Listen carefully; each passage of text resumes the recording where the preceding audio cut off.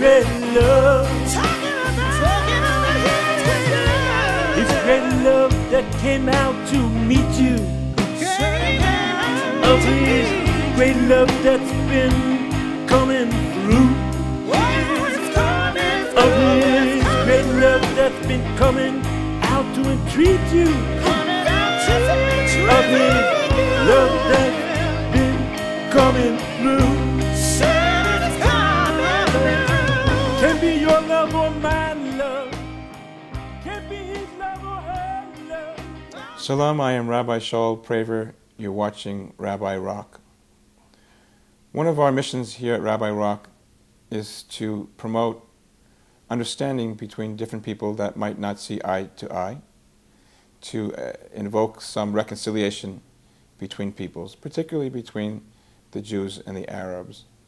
And I believe that there's a lot of apathy in the world today, saying that the conflict will always remain, it will never end, and that it's a religious conflict, and the statements of the Quran versus the statements in the Bible directly contradict one another, and there's no resolution.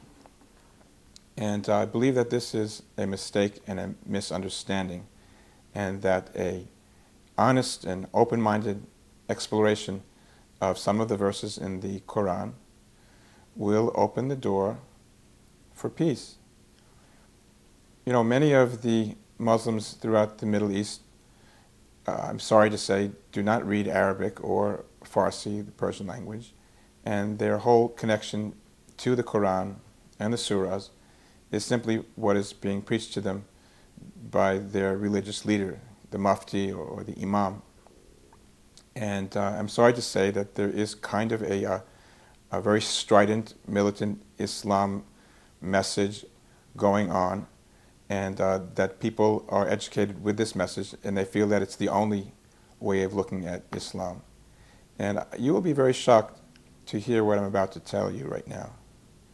And what I'm going to tell you and show you is that there's no reason why the Arabs and Jews have to be at war. And there is a religious solution to this in the Quran itself. And the Quran itself recognizes Israel as the homeland of the Jews. And that this whole conflict really, when you boil it down, is simply based on the Arabs' refusal to accept the state of Israel. And we've seen that Israel was called occupiers. Some time ago, Ariel Sharon had disengaged completely from the Gaza Strip, thinking that the occupation that was being described was the occupation of Gaza. And as soon as the Israelis left, the Hamas went right up to the border and started to fire Katyusha rockets into Israel proper. And they said that they're trying to end the occupation. And if it's not clear now what the intent of the Hamas, I don't know when it ever will be clear, and they say it every day, that the intent is to liquidate and to destroy the state of Israel and the whole area. Every corner, every inch is occupation. And I think that we haven't been clear about that for quite some time. Let's move on, and I want to show you in the Quran where it shows that this is really not necessary, and that the big step is the simple acceptance that the Jews have a little place to hang their hat, a little place to rest their foot, a little place to have a homeland, and that the Arabs need to come around to this idea. After all, there are many, many Arab states, many, many places for Arabs and Muslims to live, and there's only a very, very little small place for a very small minority of people, the Jews, to live, and that this is the core of the problem. Oftentimes we say that Israel is the problem. We hear people say that. If Israel will just leave, well, maybe it's exactly the reverse. Maybe you just have to kind of let the Jews have some place to live on this earth of ours. Here are the statements in the Quran. Surah 5:21 states, in part, Moses is quoted as telling the Jews to, quote, enter into the Holy Land which Allah has assigned to you. Now, while Muhammad later condemns the Jews for their sins and their refusal to accept his message, he never says that as punishment Allah has revoked the entitlement to the Holy Land, the Jewish entitlement to the Holy Land. Therefore, the title stands, and Muslim anti-Zionists are apostates in a sense, because the surah itself defines the land of Israel as land for the Jews. Surah 17:4 states, and we, Allah, gave clear warning to the children of Israel in the book that twice would they do mischief on the earth and be elated with mighty arrogance, and twice would they be punished. Now, the succeeding verses tell us that the punishment referred to was banishment from the land, but twice means twice, not 3 times. Hence, the Jews have been banished from the land by the Babylonians. They were banished by the land, from the land by the Romans. And according to the Quran, this Surah 17:4, that says twice they'd be punished by being thrown out of the land, there is clear indication that it will not happen a 3rd time. That's exactly what we are taught in the Torah, that the 3rd time is the real charmer, that the 3rd time will be the permanent state of Israel, and the Zman Mashiach, the time of the redemption, will come in this 3rd commonwealth, this 3rd civilization of Jews living in Israel. So our theology is the same. Surah 17:104, the Jews' return from 19th centuries of exile is actually the fulfillment of Islamic prophecy. And here's the surah. It says that, and we said to the children of Israel afterwards, go live into this land. When the final prophecy comes to pass, we will summon you all in one group.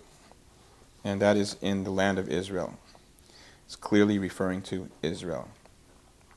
I really doubt that Arabs generally in the world today are ever shown these surahs, these sources in the Quran and later writings.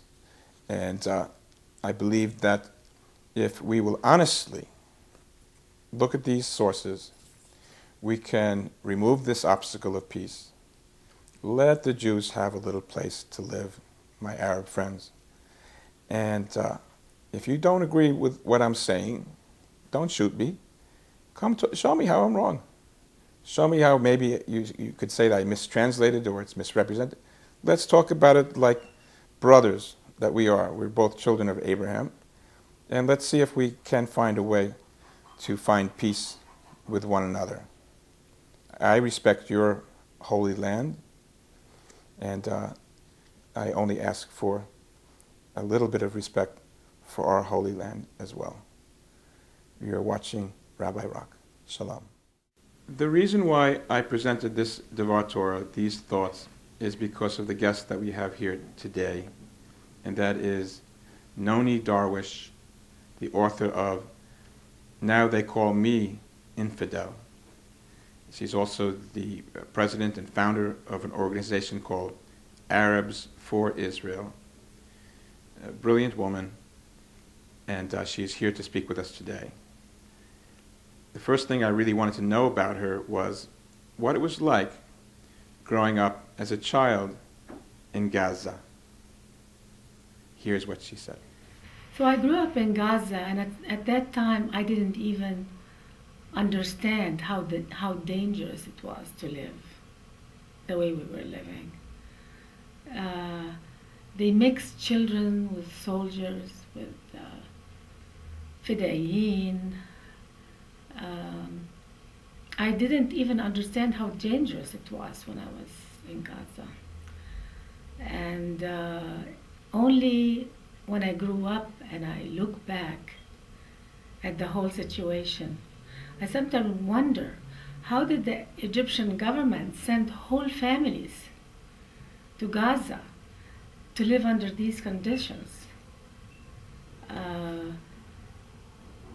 it was, I remember running under the bed at night after hearing shellings, thinking the bed was going to protect me.